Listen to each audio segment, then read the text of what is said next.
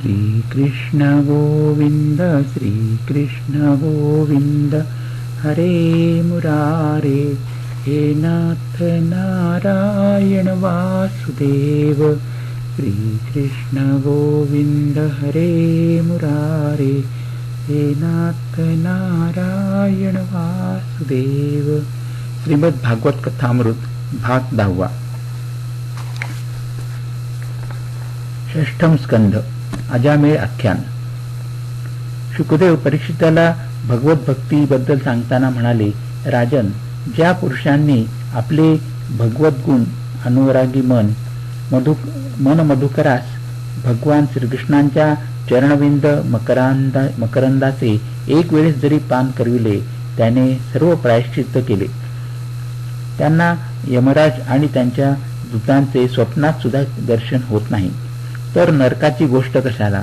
या संदर्भात शुकदेवांनी नामाचे महात्म्य सांगणारी एक ऐतिहासिक कथा परीक्षितेला सांगितली.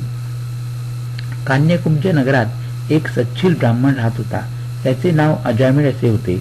तो एका दासीच्या संसर्गाने दूषित झाला आणि आपले माता पिता आणि मुले या सर्वांचा त्याने त्याग करून त्या दासीबरोबर तो स्वच्छंदपणे राहू लागला. त्या दासीला प्रसन्न ठेवण्यासाठी त्याने धनार्जन करण्यासाठी चोरी, लबाडी, लूट, धोकाखोरी आदी वृत्तींचा आश्रय घेतला होता. या दासीबरोबर त्याला 10 पुत्र झाले.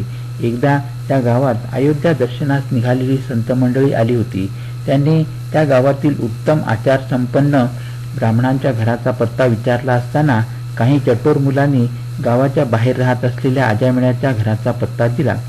निष्पाप संत मंडळी अजामिळाच्या घरी आली. त्यांना पाहताच अजामिळाचे पूर्वसंस्कार जागृत झाले. त्याने संतांचे उत्तम प्रकारे आदरातिथ्य केले. संतांनी त्यांच्यासाठी अन्न शिजवून घेतले आणि ती संत मंडळी जेवून तृप्त झाली. रात्रीच्या वेळी त्यांनी भजन कीर्तनाचा कार्यक्रम केला. अजामिळास कित्येक वर्षानंतर असा सुंदर संत समागमाचा लाभ झाला होता. या सत्संगामुळे अजामिळाची वृत्तीच पूर्णपणे बदलून गेली होती. संत मंडळी दुसऱ्या दिवशी पुढच्या प्रवासात जाण्यास निघाली. अजामिळास आपल्या कृत्याचा पश्चाताप झाला होता. त्याने आपल्या जीवन वृत्तांत त्या संतांना सांगितला. ते म्हणाले, तुला आता जो पुत्र होईल त्याचे नाव तू नारायण असे ठेव. संतजन सर्व कुटुंबियांना आशीर्वाद देऊन निघून गेले. अल्पकाळातच अजामिळाच्या पत्नीस अजून एका पुत्राची प्राप्ती झाली. अजामिळाने त्याचे नाव नारायण असे ठेवले. नारायण दिवस मासाने वाढू लागला. अजामिळाची त्याच्यावर अत्यंत प्रीती जडली होती. तो त्याच्या सतत मागे मागे असे. एकदा अजामिळ आजारी पडला आणि त्याच्या मृत्यूची घटिका जवळ आल्याने यमदूत त्यास नेण्यासाठी आले. त्यांना पाहताच अजामिळ नारायणा धाव, नारायणा धाव असे ओरडू लागला. तितक्यात भगवान विष्णूंचे पार्षद तेथे आले. त्यांनी यमदूतांना मारून पळवून लावले. अजामिळाने जरी आपल्या पुत्रास नारायण या नावाने बोलावले होते, तरी ते प्रत्यक्ष देवाचे नाव असल्याने आणि अजामिळाने अत्यंत आर्तभावाने घेतले असल्याने त्याची सर्व पापे नष्ट झाली होती. अशा प्रकारे अजामिळ यमदूतांच्या जाळ्यातून सुटून निर्भय आणि स्वस्थ झाला होता. हा सर्व भगवत नामाचाच महिमा होता. अजामिळाच्या अंतरंगात पुन्हा एकदा भक्तिभावाचा उदय झाला होता. त्याने घरादारांचा मोह सोडून देऊन गंगा किनारी येऊन त्याने आपला देह योगमार्गाने विसर्जित केला. त्यावेळी भगवान नारायणांचे पार्षद आले आणि त्यांनी त्यास विष्णुलोकी नेले. येथे अध्याय 1, 2, 3 समाप्त झाले. अध्याय 4. दक्षास 10,000 पुत्रांची प्राप्ती आणि नारदांच्या उपदेशाने त्यांना विरक्ती. दक्षाचा देवर्षींना शाप.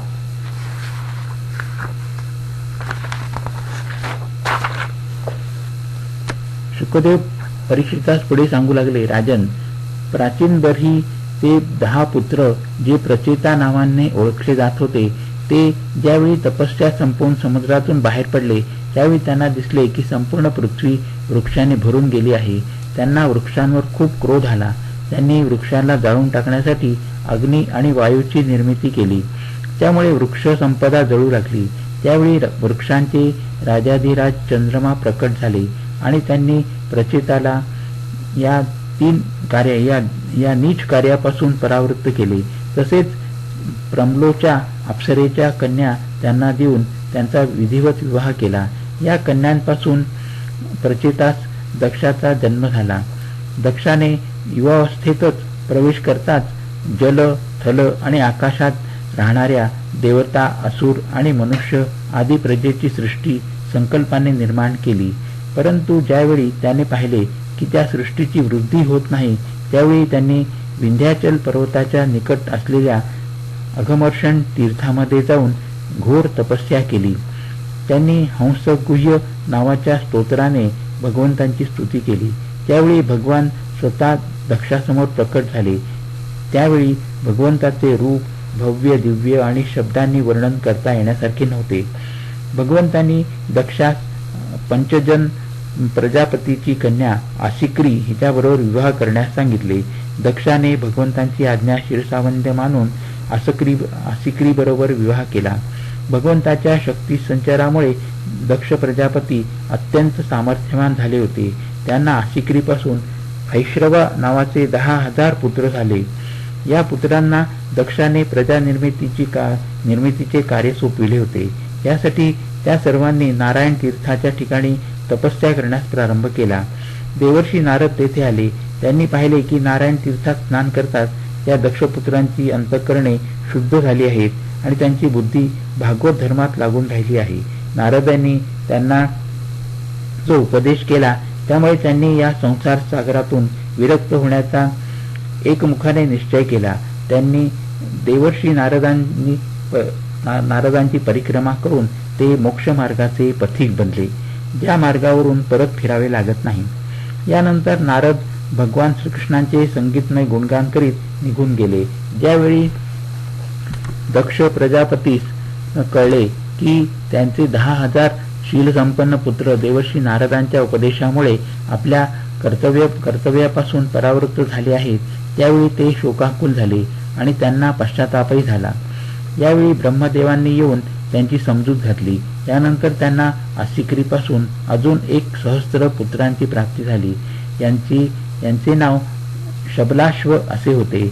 हे पुत्र सुद्धा आपल्या पित्याच्या आदेशानुसार प्रजासृष्टी निर्माण करण्याच्या उद्देशाने तपस्या करण्यासाठी त्याच नारायण तीर्थ सरोवराजवळ गेले. त्यात स्नान करताच त्यांच्या अंतरंगातील संपूर्ण मळ धुवून निघाला आणि ते परब्रह्म स्वरूप प्रणवाचा जप करीत महान तपस्येमध्ये मग्न झाले. पूर्वीप्रमाणेच देवर्षी नारद तेथे आले आणि त्यांनी शबलाश्वांना उपदेश केला. या सहस्त्र बंधूंनी सुद्धा आपल्या ज्येष्ठ बंधूंनी स्वीकारलेल्या मार्गाचेच अनुसरण केले.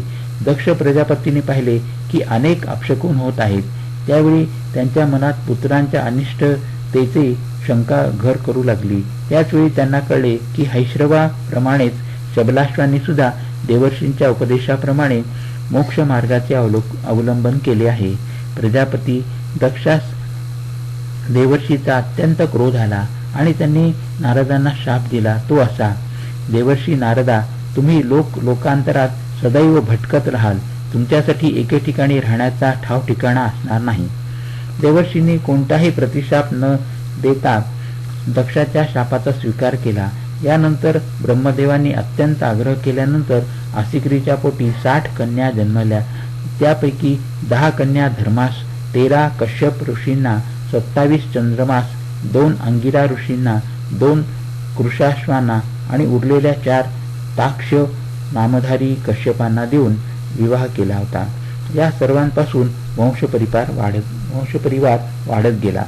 येथे अध्याय 4 ते 6 संपन्न झाले. अध्याय 7.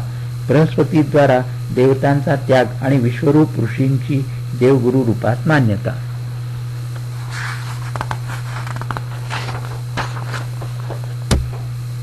महाराज परीक्षिताने शुकदेवांना विचारले, भगवन, देवाचार्य बृहस्पतीने आपल्या शिष्य देवतांचा त्याग का केला हे मला सांगा. श्री शुकदेव म्हणाले, राजन, इंद्राला त्रिलोकाचे राज्य मिळाल्यामुळे तो अत्यंत अभिमानी झाला होता. एकदा इंद्र आपल्या राजदरबारात उच्च सिंहासनावर आपल्या पत्नी शचीच्या समवेत बसला होता. तेथे एकूण 49 मरुद्गण, 8 वसु, 11 रुद्र, आदित्य, ऋभुगण, विश्वदेव आणि अश्विनी कुमार इंद्राच्या सेवेत उपस्थित होते. सिद्ध, चारण, गंधर्व, विद्याधर, मुनिगण, किन्नर, अप्सरा आदी इंद्राची स्तुतीसुमने गात होते. याच वेळी समस्त देवतांचे परम आचार्य बृहस्पती तेथे आले.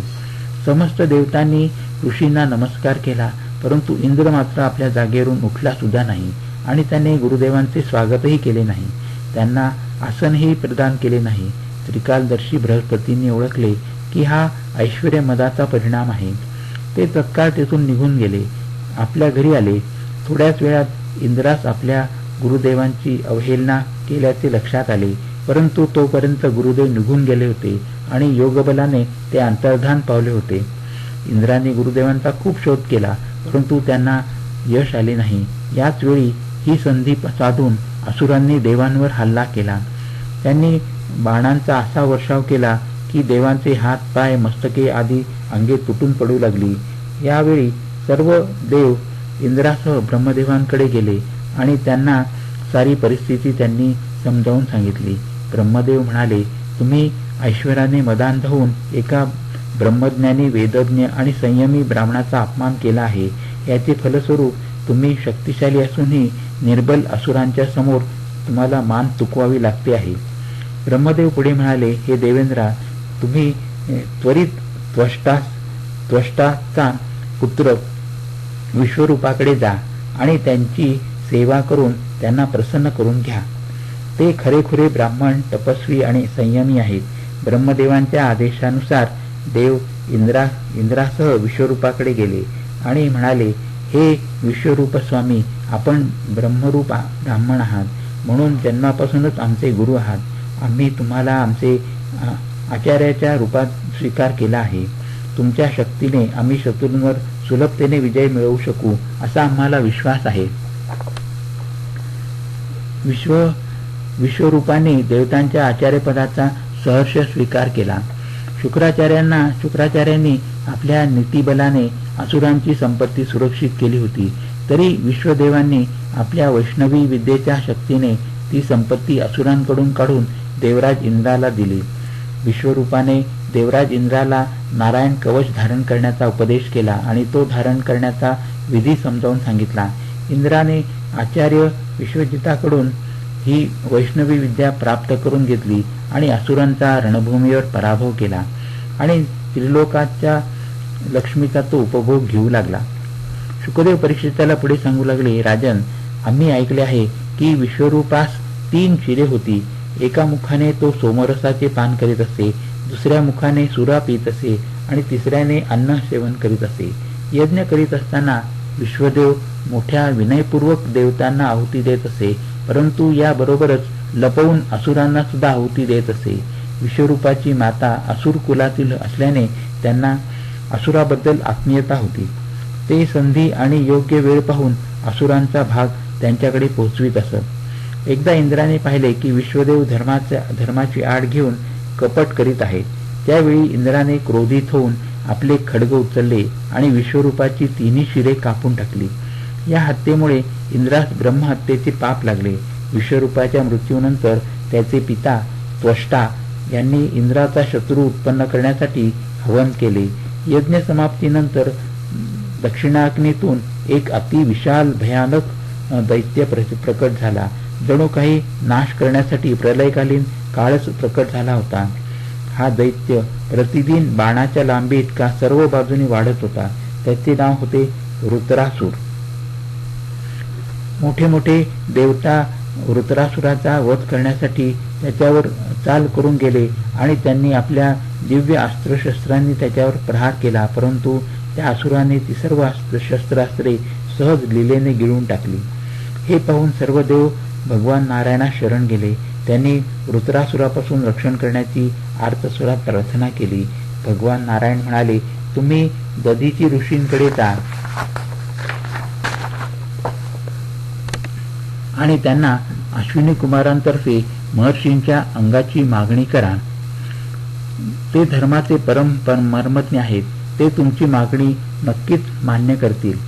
त्यानंतर विश्वकर्माकडून त्यांच्या अंगातील अस्थींचा उपयोग करून एक श्रेष्ठ आयुध तयार करून घ्या. भगवान नंतर इंद्रास म्हणाले, हे देवेंद्रा, माझ्या शक्तीने युक्त होऊन त्या आयुधाने तू वृत्रासुराचा वध कर. त्याच्या मृत्यूनंतर तुम्हास पुन्हा शस्त्र अस्त्र संपत्ती सर्व काही प्राप्त होईल. इंद्रासह सर्व देव दधीची ऋषींकडे गेले. त्यांना वृत्रासुराबद्दल सांगितले आणि त्याच्या वधासाठी ऋषीवरांच्या अंगाची मागणी केली. दधीची ऋषींनी आपले अंग देण्याचे मान्य केले.